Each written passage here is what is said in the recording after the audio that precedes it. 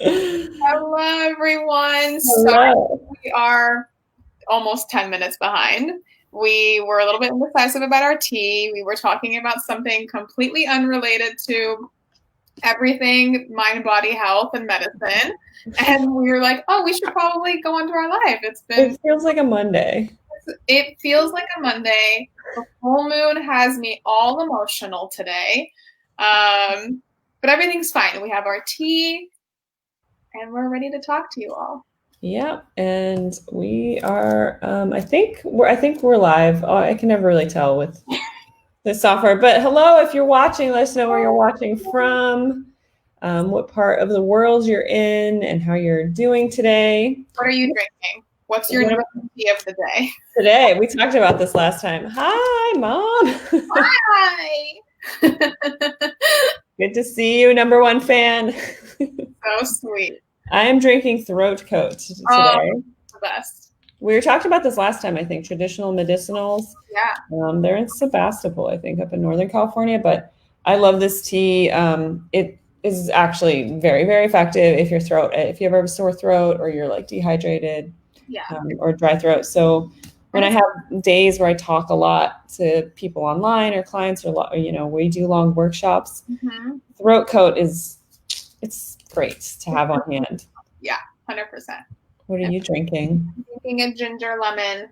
Oh. Is it a tea bag or do you make it yourself? No, it's a tea bag. I was gonna make it myself, but then I found that I had like a tea bag left, and I was like, "That's the one we're using today." But it's also traditional medicinal. Oh, is it? Yeah. They're great. They're really great. They're a great company. For us. We will drink every week.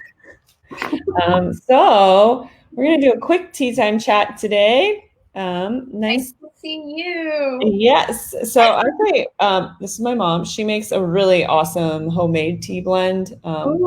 Maybe we'll get the recipe and we can have her show it to us one day. But it's like I think it's this fresh turmeric root, cinnamon bark, ginger. I think she has this whole blend for it. Sometimes fennel. Please do share that recipe. So yes, that's a really delicious tea. And it's like, it's just kind of the spices and herbs and then boiled together. And then the tea is naturally sweet itself, which Throat Coat is too. So if you don't, I think there's licorice in Throat Coat. There is. If you have a sweet tooth, but you try to avoid sugar, Throat Coat is a great option for that because it's full on sweet. It's got that and like marshmallow root and slippery elm.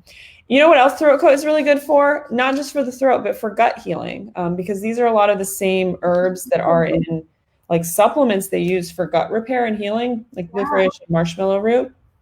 So Golab tea, yes, that's the version for rose water. So yummy. My mom has that every single day. Putting rose water in any tea is actually really good. So I have an unfinished mug here of Earl Grey because I did need a little caffeine boost. I know I got my Numi Earl Grey, which is a really great tea to add rose water to. Yeah, that's true. Never tried it. I've had Numi's Earl Grey before, or mint water if you add just like a couple drops of mint water, or I guess you could do those the high quality essential oils where the ones that you can take internally, you can put a drop of that in there too. That's true. Look at that. So yes. So I guess August 1st, we had a huge announcement. Big announcement. What did we do? We changed our name. We did. We changed the name. So we started with the Thyroid Club because a lot of people in this group and a lot of people who have been following me for years and Niaz as well are all people going through a thyroid healing journey. And so we did that. We covered a lot of thyroid topics. And we're continuing to, talk about thyroid. But like we mentioned in our thyroid webinar last year, and we actually showed all this connections that thyroid has to everywhere in our body, like our brain and our guts and our hormones and everything.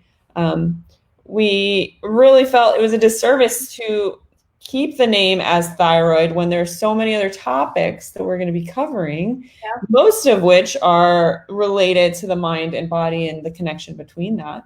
So now we are officially the Canary MindBody Club. Which is so fitting. Yes. Really so fitting. Yeah. And it really is, I mean, I think the best way to sum up the work that I do and the work that Niaz does and Mm-hmm. the topics we love talking about. So we're putting together our monthly presentation right now on mind body medicine. But I think the number one question we get on what is mind body medicine. So we were getting in our presentation today, we were getting really clear on that so we can show that and present it to you guys in the Mind Body Club. So do you want to talk a little bit about mind body medicine? Yeah. So essentially, it's any modality or any, yeah, I guess really modality is the best word. Any modality that will help support the interconnectedness between your mind and your body through your physical, your mental, your emotional, your spiritual, all of those different pillars of health and pillars of healing. It's any of those modalities or interventions that will help to support that connectedness. Yeah. So it may seem really broad, but we have really specific examples and really specific protocols and different things that you can do both yourself at home. Some of those are, mindfulness based, but they're also really a lot of body based things. Yeah. For example, one of the things that Niels brought up while we were putting together our presentation was tapping. So you want to let them know what tapping is if people haven't heard about it? Yeah, so tapping is a therapy where you essentially tap on meridian points throughout your body. You start from the top of your head. You have meridian points all over your body, but in tapping EFT, you only focus on the ones from the top of your head up until about your hips, like right underneath your sacrum. And when you tap on these energy points, you relieve feelings or emotions of stress and anxiety and fatigue and depression and overwhelm. And it's through tapping these points and saying an affirmation or a statement out loud while you're tapping them. Doing that together at the same time will help to really release all those emotions out of your body. So a lot of times people will feel like a little bit tingly, a little bit warm afterwards because the energy is moving through and out. Some people, they get really emotional depending on what we're tapping through. I end up always getting emotional just because I'm a crier. I was telling Natasha today, I feel like I needed to just like cry today. So I'll probably go do some tapping and take out whatever that is. But it's a really powerful therapy that you can do by yourself, or you can be led through a tapping session with somebody who's certified or who understands it to benefit from it. So that's one that I personally really love to do. Yeah, tapping is really awesome because it combines modalities of using somatic release and physical, but then also bringing in mind therapies and things like that. So it's a really great DIY, do-it-yourself technique that taps into a lot of our innate healing and potential that, it's very similar to a lot of the adjustments and kind of the chiropractic body work that I do with people. But it's a way for them to also do it themselves. Like when they don't have access to going and getting body work or an adjustment, it's about finding and feeling those areas in our body, and then also finding and feeling them in our mind and our energetic space as well. And bringing those different components together. So that's just one example of something that we're going to be covering in the Mind Body Medicine. So doing some tapping sessions and showing you guys how to do this at home. And then also going into explanations of maybe other therapies or modalities, techniques that maybe you haven't heard of or you have tried, and then bringing them all together under one big umbrella called Mind Body Medicine. What's a modality that, given quarantine and COVID, that you miss the most? I mean, I miss massage the most. Likewise, same. Yeah, I think, I'm very somatically oriented when it comes to healing. I think it's a really powerful way for me when I'm feeling low or feeling down or not great to get a little bit of assistance from somebody who's really skilled. I have to be honest, if I wasn't married to a chiropractor, I think the number one thing I would miss was chiropractic. But my husband has been able to adjust me through quarantine. That's so great. So, and for them, I would have to say in my experiences, the majority of the time, if I had to choose between a chiropractic adjustment or a massage, I would for sure do the chiropractic adjustment. Same.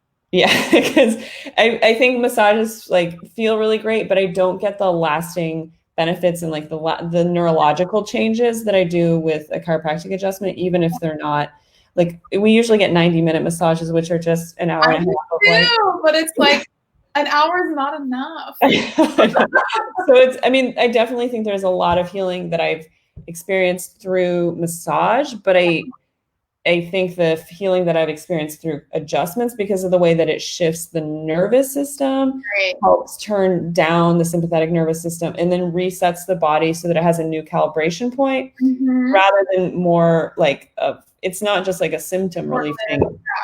It's a long-term solution. So yes, I'm living with a chiropractor. We have all our equipment set up in the guest room. So if I didn't have that in quarantine in my own house and I wasn't married to Titus, that would be the number one thing I miss. But I really miss massages. Likewise, I know. I'm waiting. We're waiting. California, we can't. They're all still closed. So I know. Even the at least in my area, the in-home massage services are. Oh, did you check the other day? We did. talked about that. There's a couple apps and services where, I mean, I guess if I found a local one, but since we just moved, I don't know anybody local. I'm sure, you know, I could chat with somebody and have them visit the house, but all the services that offer you connect you with therapists who send them to in-home massages. I've never tried it before, but I was like, oh, maybe this is an alternative while we're still sheltered in place. And they all had big warning messages where they're like, we're not operating at this time. So darn, that was a bummer. It'll be a treat when we're allowed to. Yeah. Yeah. Yeah. So that's something we're going to get into, the different types of massages, the benefits. And I already alluded to the fact that there's neurological impacts, there's musculoskeletal impacts, there's energetic impacts of both massage and chiropractic, fascial work, energy work, all these things like rolfing and things like that we were talking about earlier today.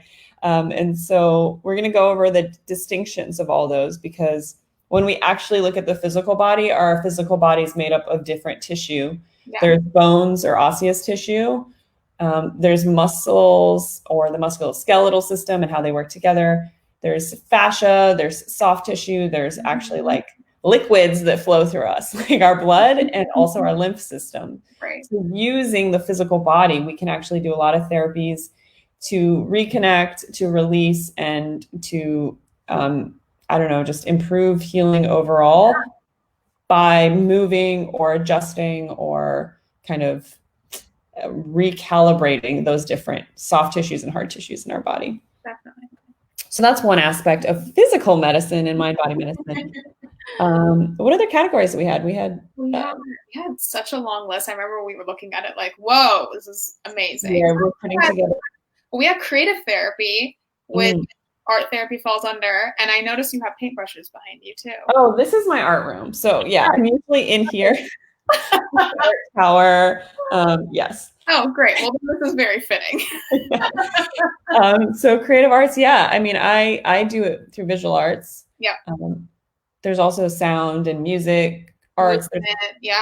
Movement, dance, performing arts, like reenacting stuff. So if any of you guys watching have tried any of these, or you prefer or you like them, chime in the comments, because we love. What do you do that makes you feel good? Like what? I want to know. So let us know. No, you know what we didn't put in there, but I feel like we should add as a category? What? Pet therapy. Oh, how did we forget animal therapy? We're both obsessed with our dogs. So Olive is currently at the groomer. I have she's waiting for me to pick her up, and I'm like, I miss her so much. Yeah, both our dogs are always just laying at our feet. So that and like nature therapy and different aspects of this. So these are all things that when you do them either by themselves in isolation, or you kind of combine them into a lifestyle or a routine, or even if you just do it one time for like a treatment or an intensive, these things will all have really powerful healing effects on our mind, our body, our spirit. So we love this stuff. We love all these different, anywhere from the spectrum of like neurological based biofeedback, those sort of things, all the way to the spectrum of like crystal healing. And no, totally. It's a whole world of really great modalities that you can do yourself or work with somebody. So that's what we're covering in MindBody Medicine, just to give you guys a taste of what that means. Club is still open if anybody wants to join. Yes, the link is in the description, and we are extending the early bird promotion. I don't think we announced that, so here we are. Yeah, because we changed the name and we're kind of like expanding it, and we want to include people who are interested in mind-body medicine. We've expanded the early bird promo, so that's $5 a month for the lifetime of your membership. So we're gonna switch gears and just talk about the weekly. I always kind of don't remember what happened when we get to this.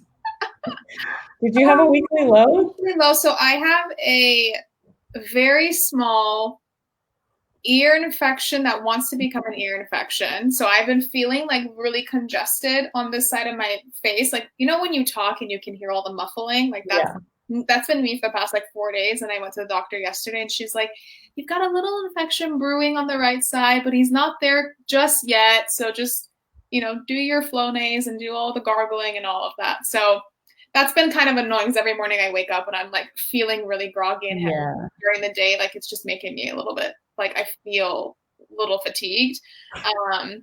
So just being really gentle this week. And like, do you think that happened from like swimming in the pool or something? No, I'm actually really susceptible to like sinus type infections. Like I get sinus infections at least like once to twice every year. So I'm like really susceptible. I had one in January when I had the flu. So I'm like susceptible to them. We'll chat after this because I have a couple things that you can do. Both physical medicine where we can like actually specific moves that I've used for myself and my clients where you actually can physically on yourself do things to release our cranial bones so that we drain the sinuses better and drain the ears better, as well as a homeopathic remedy that I will get to you. But that's the kind of stuff that I'm going to go over in our call as well, is how you can use homeopathy and how you can use physical medicine and I mean mind-based stuff. But it sounds like yours is more rooted in kind of the physicality of the facial structures and the sinuses and things like that. But a lot of times we get recurring issues. So I get recurring throat issues. And it has to do with not only the fact that the mucous membranes of the throat can get inflamed or they cause inflammation with like the IgAs of our immune system. That's the first contact with external stimuli. So that's the physical part of why I have a weakness there. But there's a mind part as well in which it's about speaking up and like feeling like what I have to say has, you know, value and purpose in the world. So that's something that I've worked on for many, many years, but that is where we look for healing weaknesses and healing strengths that every person has. So I love exploring that with all the members and even talking to you about it. So in the club, we'll get into like, if your healing weakness is ear or sinus issues, there's a lot you can do from a mind and also from a body perspective. So we'll talk about that after we get off this call specifically for you. So we won't do that live. But this is all mind-body medicine. This is what we're going to talk about. So yeah. So if you guys like are aware of something that's like a recurring health issue for you, throw it in the comments and let us know, because we might have some insights for you about what you can do from a mind perspective and also from a body perspective to like, especially at the first signs of when that starts to come up. That's the best time to start to step back and really reevaluate and then pull from your healing tool bag. That's kind of a big concept that I love empowering people and teaching them. Like there's all these tools we have. And for some people, some things work a lot better than others. And so, so when you have issues around throat or sinus or ear things, that can be a recurring issue that we look at the root cause, but not just from an infectious standpoint, but also from a mental and a physical and an emotional and an energetic standpoint. So Heather here says that she has insomnia. So that is another thing that comes up a lot. I have, for the first time, maybe ever in my life, have been experiencing some insomnia issues. So I feel you, Heather. It's brutal. You do not sleep. It's wild. Yeah. So Niaz is our resident sleep expert. So maybe just in terms of that, like, do you want to kind of get into just some really basic concepts, because we'll go deep into this in the club, and I know Heather's there, so Heather will get all the goodies. But you want to go over just kind of a brief overview of some sleep hygiene practices and like important factors for mind and body sleep factors? No, totally. That's a great question. I mean, it all starts from even like an hour to 2 hours before you go to bed. So making sure that you're eating your last meal at least 2 hours before you go to sleep. Because if you eat too close to bedtime, your body is going to use all that fire to digest your food and it's going to keep you up at night. And then what's going to happen is your blood sugar is going to drop while you're sleeping. That's going to keep you from falling asleep or waking up in the middle of the night. So making sure that you're having a full balanced meal with a good healthy fat, good protein, at least 2 hours before you go to sleep. And then the rest of the night, you can drink your herbal teas. You might wake up to pee in the middle of the night, but c'est la vie. So there's that. So blood sugar, there's so much to go into, but one of the issues that can cause sleep issues is blood sugar imbalances. Yeah, that's definitely like a big one that we could dig a lot deeper into. If you don't already take a magnesium, I love taking magnesium before I go to bed. If you don't want to take it orally, you can always actually apply magnesium lotion to the bottoms of your feet. So our feet absorb the topicals a lot faster. It's for a lot of our, we actually, we absorb toxins and whatnot from the ground also. So if you apply it to the bottoms of your feet, that's really helpful. Making sure that your room is cold when you go to bed. So our body temperature drops to about 96 around like 4 a.m. And we want our rooms to be really cold because that helps our bodies to sleep. So I love to rinse my feet in cold water before I go to bed if I haven't already showered.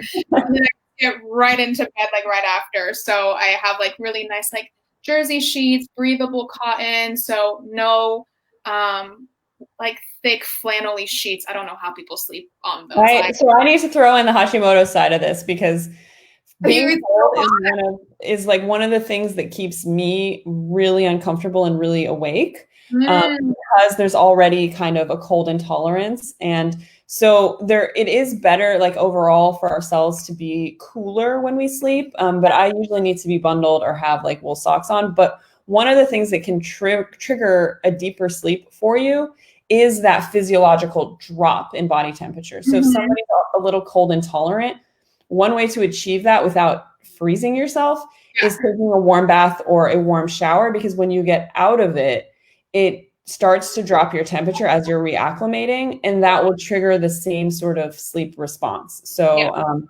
generally there is recommendations for having, like you said, a lower temperature in the room that you're sleeping in and whatnot. But if you are very cold intolerant, like some people with Hashimoto's or just, different imbalances are, then one way is to warm yourself up a lot before and then allow that natural drop in temperature to trigger that for you. Yeah, no, definitely. I'm glad you mentioned that. It's a good disclaimer. And then Heather says, done all the sleep hygiene things, but I will listen and learn. Yeah, I mean, there's so many different, there's a whole list of things that you could do for sleep hygiene other than like what I've mentioned. There's always, doing some sort of therapy to really help calm your mind before you go to bed. So whether it's a meditation or reading something that's not mind triggering, so not reading like a thriller or a mystery before you go to bed, journaling, maybe doing some coloring, something that's like a really nice way to just soften the mind before you go to bed and help to get you into a good deep sleep. I actually really love listening to sound bowls as I go to bed. So I turn them on and then I put my phone like on airplane mode and I put it away and I just listen to it plays for like an hour, I think, and then I can hit loop and it'll play for like a few hours. But even after I fall asleep, it's still playing in my subconscious, body and mind. So it's really nice. It helps. I sleep like a baby the nights that I play the sound bowls. Yeah, so that's lovely. Yeah, maybe we can throw up a reference in the club for specific tracks you guys can listen to, or you can download these different sounds for yourself to sleep. There was a period of time where I was listening to just classical music, and that really helped. Another thing that does help, like from an herbal or a supplemental perspective of sleep, which not everyone has necessarily tried, but there are some herbs. Two of the most popular ones are valerian and kava kava. So I would recommend working with an expert or an herbalist on this, because you can get these things at a natural store, or pick up these herbs. But this, something might not work that well with your body. So you want to work with an herbalist. And I can give you an example of that. So valerian and kava kava, I've tried them both. They knock me out. But valerian puts me in a state where I have really intense nightmares. I was going to ask you if it makes you really like... It's intense for me. But kava kava doesn't do that for me. So there's reasons that these different herbs kind of activate our nervous system in different ways. Something else that doesn't impact kind of my psychological experience of sleep, but will occasionally help me sleep, is GABA supplementation. And Heather is a sleep expert in here. I know.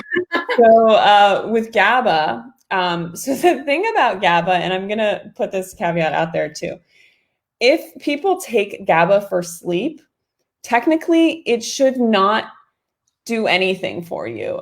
So GABA is a very large neurotransmitter molecule.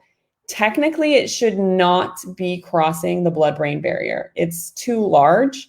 So some supplementation has the components of GABA so that the smaller components cross the blood-brain barrier, and then you build GABA yourself within your own nervous system. But it's pretty common for people to say, oh, take over-the-counter GABA. If you are taking GABA and you are getting relaxed or you are getting sleepy, it is sort of an indication that you have leaky membranes, you have a leaky brain, you have a leaky gut. That being said, I am not above using GABA, knowing full well that, hey, my gut might be leaky or my brain might be leaky. So there are times where I'm like, body, yeah, it's like, well, I'm inflamed, or that's one of the reasons why I'm uncomfortable or I'm not sleeping well, which usually inflammation or high levels of stress will cause leaky membranes, leaky gut, leaky brain. So in those times, it's like, well, I'm going to take the GABA and see if it helps relax me. But you want to make sure that you understand that's just symptomatic relief and you're not addressing the root cause, because you need to get the inflammation down. You need to strengthen your barrier systems so that but in the time being, to get some relief and to get some sleep so you can heal better, you can try to take GABA and see if it does relax you or make you sleepier. And so there's some combinations of that. And so, we hit on something Heather didn't know. So she didn't know about the GABA and the leaky gut in the brain. So that's something that, again, inflammation in general will mess up like hormones, stress hormones, even our circadian rhythms and the things that regulate that. But when you look at things, particularly like GABA or melatonin, some people are just very loose about, oh, just take this and it'll help. You really want to make sure you're not down regulating your own brain and body's production of these things. So if you are working with someone who's an expert, you want to make sure that they're recommending this in a way as this is a healing crutch we're going to use so that we can get you some rest and some sleep. But the goal is not to have that be the solution. We don't want you taking melatonin or GABA as the trigger for you to have a good night's sleep. So yeah, we're diving really deep into some stuff here. But that's the kind of stuff with MindBody Medicine, is you really can attack it at all different angles. So you can look at it biochemically, you can look at it from lifestyle habits, you can look at it from foods that help, somatic things that help, creative arts therapies that help. So this is kind of an example of when you have an issue or you want a solution and you want to use MindBody Medicine to look at what's in your tool bag, because sound bowls might be something that work really well for Niaz, and that's in her tool bag. But maybe it's not the thing that will move the needle the most for somebody like Heather or somebody else. So exactly. That's the fun part, right? That's where we get to kind of... it's so personalized and it's bio-individual, which is the best part of it, which is also why it can be really overwhelming, because there's so many different options. But that's also really awesome that there's so many options, because it can be so individualized and curated for that person. Yeah. So Heather, she says, thanks, ladies. I feel so honored to have this time with both of you. And she's a lovely Canary member. So this is the kind of stuff we get into the discussion. We love to have these weekly tea times because it's just like chatting with our friends. But, in our Canary Club, we have a much more kind of organized approach to how we have these live discussions. And we have a forum running there that we get a little bit more into personal questions because we don't want to do that across Facebook because it's just all public. I'm not gonna sit here and start talking to Niaz about her private personal issues. We do that behind closed doors in the club. Yeah. We'll do that after this call. Exactly.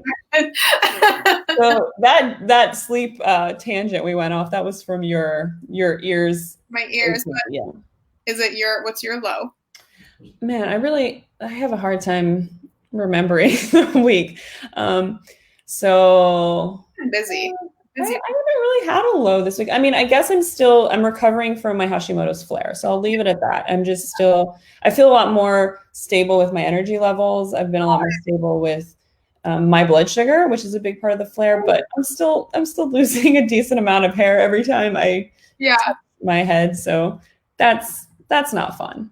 But anyway, let's switch gears to what was your weekly high? What was the best part of your week? I'm trying to think what my high was this week. Oh, I just lost a piece of hair in my teeth. Oh no. Oh man. Weekly high. I mean, this weekend was really lovely. I spent most of the weekend like just relaxing and farmers market on Sunday, which is my usual thing on Sundays. Started a new book. I'm actually reading Anatomy of the Spirit, which is highly recommended by a friend of mine. So I just spent the weekend kind of curled up on my sofa reading. That's lovely. Honestly, was perfect. That was my high so far. Yeah, that's awesome. Yeah. Let's see what else happened. I mean, I got to hang out with, okay, this was my high. The day, I guess it was Sunday night, and my parents visited us here, and my dad got us a fire pit. Fun! We built a little fire pit in the backyard, and after we had dinner, we just all sat out, and we have this app on our phone that is augmented reality, so you can look at the constellations and the planets and the stars in the sky. If you guys, I think it's called Star Walk.